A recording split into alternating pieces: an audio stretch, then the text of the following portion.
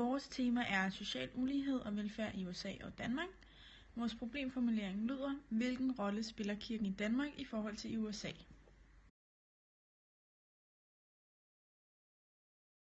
I den danske velfærdsstat er kirken en rolle i forhold til eksempelvis Norge, hvor disse to er adskilt.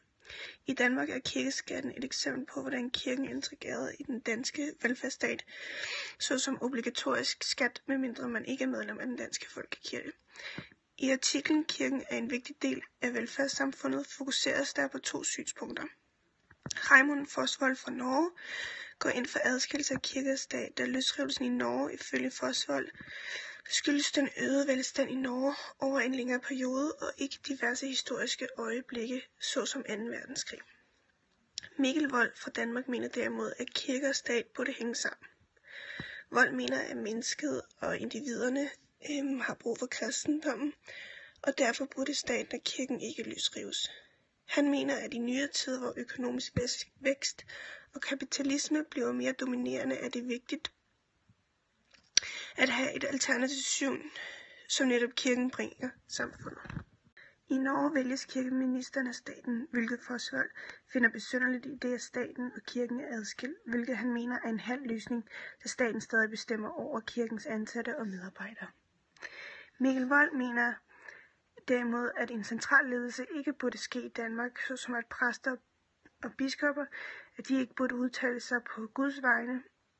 Han mener nemlig, at de er mennesker og ikke Gud. Dog så skal præsterne ikke være tavse i den offentlige debat, f.eks. med deres teologiske viden og ikke politiske synspunkter. I Danmark har vi kirkeskatten, som viser, hvordan kirken er integreret i den danske velfærdsstat, hvor kirken og stat hænger tæt sammen. I Norge går de ind for adskillelse af stat og kirke, men alligevel vælges kirkeministeren af staten. Vores andet underspørgsmål er: begynder Danmark at bevæge sig mod den residuale velfærdsmodel? I Danmark har vi en velfærdsstat og dermed også et velfærdssamfund. Uligheden er begyndt at stige i Danmark og i resten af Vesten. En amerikansk økonom fortæller, at Vesten bevæger sig i en retning af amerikanske samfundstilstande med høj fattigdom og lav social mobilitet. Under i fattigdom, og for mange amerikanere er det blevet sværere at bevæge sig op ad den sociale og økonomiske rangstige. USA er det land i Vesten, der har den største økonomiske ulighed, men Vesten er på vej i samme retning. Nogle lande er tæt på, andre langt fra. Det skyldes de velhavende og selskabernes evne til at indrette markedet imod resten af arbejdsstyrken og samfundet. 1%, næsten 23% af al indkomsten. De har en større formue end 90% af alle amerikanerne til sammen. I Danmark tjener de øverste 5% 18% af den samlede indkomst, og de øverste 10 har en større formue end de 70 nederste til sammen. Til USA, men udviklingen ligner noget, man oplevede i USA for 30 år siden. De 3-4 øverste procent stikker fra resten. Den negative sociale arv er tungere, og den sociale mobilitet er faldet, specielt i den laveste del af samfundet. Der er kommet en større etnisk underklasse. Dem uden arbejde føler sig presset, og dem, der er i arbejde, er ikke sikre på, at de kan fortsætte til de er pensionerede. Vesten samt Danmark bevæger sig længere og længere mod den residuelle velfærdsmodel, som er den model, USA har. USA har det mest økonomisk ulige samfund i Vesten, og Danmark skal til at kigge på, hvad det er, der skyldes, at vi bevæger os i samme retning. Hvordan er den sociale arv i Danmark i forhold til USA? I det danske samfund mener politikerne, at den negative sociale arv, som mange danskere har med fra hjemmefronten, ofte er noget, der holder ved. Anders Fogh mener, at vi er et samfund, der bør udvikle os og bevæge os væk fra f.eks. bistand til advokat. Mette Frederiksen, som er formand for Socialdemokraterne, mener det samme, og være udviklingen af Danmarks fremtid. Ifølge en undersøgelse fra Rockwool hævder vi fortællingen om, at den danske velfærdsstat med SU, gratis uddannelse osv. har en særlig evne til at bryde den negative sociale arv. Forskeren bag denne undersøgelse, Rasmus Landersø, har i samarbejde med den amerikanske Nobelpristager James Heckman fra University of Chicago sammenlignet USA og Danmarks evne til at nedbryde den sociale arv. Konklusionen af denne undersøgelse: på trods af de vidt forskellige politiske systemer, brydes den sociale arv ikke mere i Danmark end i USA. Den første indtjening et barn får som voksen er nogenlunde den samme, som deres forældre fik dengang, og det er i samme omfang i Danmark som i USA. Et eksempel kan være, at mor eller far er ufaglært, vil sandsynligheden både i USA og Danmark være omkring 20% for, at man får en videregående uddannelse. Undersøgelsen fra Rockwool viser, at der ikke er den store forskel på Danmark og USA, når det kommer til den negative sociale arv. Anders Fogh og Mette Frederiksen mener begge, at Danmark bør være et land, hvor den sociale mobilitet er høj, og hvor den negative sociale arv skal mindskes. Hvorfor er det vigtigt for amerikanerne, at en kandidat tror på Gud? I Amerika er det at være ateist det samme som at være socialist. 2 ud af 3 amerikanere mener, det er vigtigt, at en politiker har en stærk religiøs overbevisning, viser de seneste 3 præsidentvalg. Det er en af de største forskelle på Danmark og Amerika angående politik. I Danmark betyder det ikke særlig meget, om en politiker har en stærk religiøs overbevisning. I Amerika er de enormt religiøse. 1 ud af 535 politikere har indrømmet, at de var ateister. Det er noget af det værste, man kan gøre som politiker. Denne politiker var Pete Stark, som har været politiker siden 1973. Han indrømmede i 2007, at han var ateist, men blev stadig genvalgt i 2010.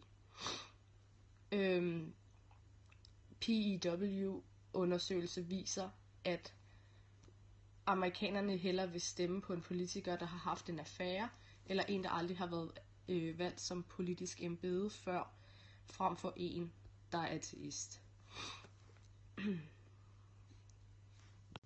Alan Cooperman, der er leder af forskningsafdelingen på PEW, Research Centers Forum on Religion and Public Life, udtaler, at være ateist er lidt ligesom at være socialist.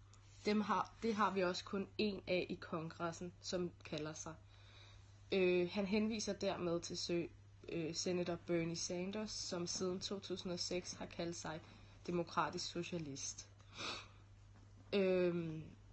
Han udtaler også, religion rangerer meget højt i USA's befolkning sammenlignet med andre rige demokratier. Kun i bestemte lande som Afrika og Sydamerika finder man større andele, som svarer, at religion er en meget vigtig del af deres liv. Blandt udviklede demokratier er USA klart nummer 1 i dette spørgsmål. Vi kan derfor konkludere, at der intet konkret svar er på, hvorfor det er vigtigt for amerikanerne, at en kandidat tror på Gud. Dog er religion en stor ting i Amerika, og religion betyder meget for amerikanerne. Amerikanerne er meget religiøse, og at sige, at man ikke er troende, er ligesom at sige, at man er socialist, hvilket er en negativ ting for amerikanerne. Vores konklusion lyder: i USA må staten ikke have noget med religion at gøre, men dens leders religiøse overbevisning betyder meget for amerikanerne. De stemmer hellere på en kandidat, der har en anden religiøs overbevisning end dem selv, end slet ikke nogen religiøs overbevisning. Dog er kirken og staten adskilt i USA i modsætning til i Danmark, hvor kirke og stat hænger tæt sammen. I Danmark har vi kirkeskatten, som kan være et eksempel på, hvordan kirken er integreret i det danske velfærdssamfund. I USA må der ikke være religiøse aktiviteter indblandet i den offentlige sektor, samtidig må staten ikke forhindre nogen form for religiøs udøvelse. Både Amerika og Danmark har negativ social arv, og blandt andet Anders Fogh og Mette Frederiksen mener, at den skal nedbrydes. Det burde kunne gøres ved hjælp af velfærdssamfundet. Perspektivering. Vi har valgt en kilde, der handler om irakerne i Bronsonkirken. Kilden handler om, at 20 ud af 60 asylansøgere bosatte sig i Bronsonkirken efter at have været blevet udvist til deres hjemland Irak. Johannes Schmidt Nielsen støttede de udviste asylansøgere og var glad for, at de turde tage kampen op mod systemet. Hvis de udviste asylansøgere nægter at rejse hjem, skal Rigspolitiet tage initiativ til tvangsmæssig udsendelse. Af frygt for dette valgte de udviste at gå under jorden i Vor Frue Kirke. Gruppen af irakere voksede, og herefter flyttede de over i Bronsonkirken, hvor præst Per Ramsdal ville lade dem bo i krypten. Grunden til, at dette kan lade sig gøre, er fordi, at kirken er et fredeligt sted, som per tradition har givet asyl til nødstedte folk.